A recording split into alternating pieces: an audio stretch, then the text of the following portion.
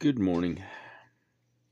Still here in Leviticus, and we're going to be reading chapters 20 and 21 this morning. So let's go ahead and get started. Chapter 20. Then the Lord spoke to Moses, saying, Again you shall say to the children of Israel, Whoever of the children of Israel or of the strangers who dwells in Israel who gives any of his descendants to Molech, he shall surely be put to death. The people of the land shall stone him with stones. I will set my face against that man and will cut him off from his people, because he has given some of his descendants to Molech to defile my sanctuary and profane my holy name. And if the people of the land should in any way hide their eyes from the man, when he gives some of his descendants to Molech, and they do not kill him, then I will set my face against that man and against his family, and I will cut him off from his people, and all who prostitute themselves with him to commit harlotry with Molech. And the person who turns to mediums and familiar spirits to prostitute himself with them, I will set my face against the person and cut him off from his people. Consecrate yourselves, therefore, and be holy, for I am the Lord your God, and you shall keep my statutes and perform them. I am the Lord who sanctifies you. For everyone who curses his father or his mother shall surely be put to death. He has cursed his father or his mother, his blood shall be upon him. The man who commits adultery with another man's wife, he who commits adultery with his neighbor's wife, the adulterer and the adulteress shall surely be put to death. The man who lies with his father's wife has uncovered his father's nakedness. Both of them shall surely be put to death. Their blood shall be upon them. If a man lies with his daughter-in-law, both of them shall surely be put to death. They have committed perversion. Their blood shall be upon them. If a man lies with a male as he lies with a woman, both of them have committed an abomination. They shall surely be put to death. Their blood shall be upon them. If a man marries a woman and her mother, it is wickedness. They shall be burned with fire, both he and they, and there may be no wickedness among you. If a man mates with an animal, he shall surely be put to death, and you shall kill the animal. If a woman approaches any animal and mates with it, you shall kill the woman and the animal. They shall surely be put to death. Their blood is upon them. If a man takes his sister, his father's daughter, or his mother's daughter, and sees her nakedness, and she sees his nakedness, it is a wicked thing, and they shall be cut off in the sight of their people. He has uncovered his sister's nakedness. He shall bear his guilt. If a man lies with a woman during her sickness and uncovers her nakedness, he has exposed her flow, and she has uncovered the flow of her blood. Both of them shall be cut off from their people. You shall not uncover the nakedness of your mother's sister, nor of your father's sister, for that would uncover his near of kin.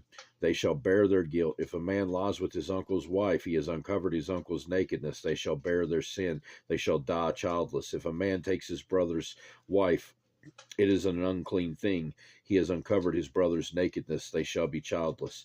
You shall therefore keep all my statutes and all my judgments and perform them, that the land where I am bringing you to dwell may not vomit you out. And you shall not walk in the statutes of the nation which I am casting out before you, for they commit all these things, and therefore I abhor them. But I have said to you, you shall inherit their land, and I will give it to you to possess, a land flowing with milk and honey. I am the Lord your God, who has separated you from the peoples. You shall therefore distinguish between clean animals and unclean, between unclean birds and clean, and you shall not make yourselves abominable by beast or by bird or by any kind of living thing that creeps on the ground, which I have separated from you as unclean, and you shall be holy to me, for I the Lord am holy, and have separated you from the peoples, that you should be mine. A man or a woman who is a medium or who has a familiar spirits shall surely be put to death. They shall stone them with stones. Their blood shall be upon them.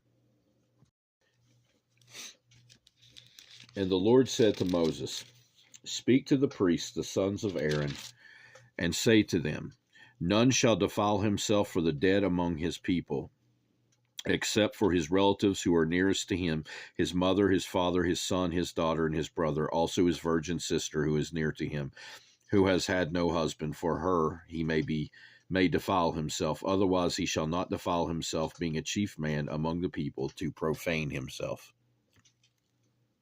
They shall not make any bald place on their heads, nor shall they shave the edges of their beards, nor make any cuttings in their flesh. They shall be holy to their God, and not profane the name of their God.